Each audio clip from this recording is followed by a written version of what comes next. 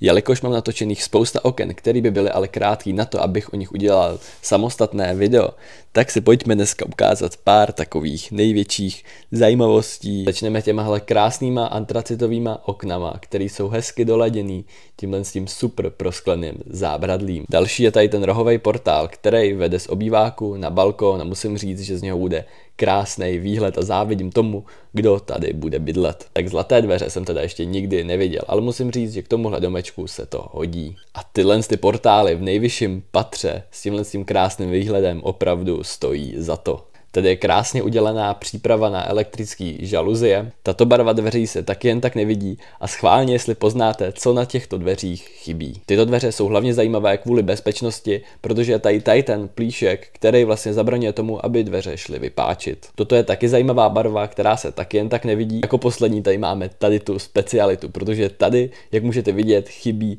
klika. Jsou to úplně nový dveře, kde už prostě ta klika úmyslně není, protože dřív tady byly staré dveře a vždycky, když se na ně namontovala nová klika, tak ji hned někdo ukradl. Takže už se to vyřešilo takhle a radši tam žádná klika není. Do komentářů určitě napište, co se líbí nejvíc vám. Mějte se krásně a vidíme se zase příště. Ahoj.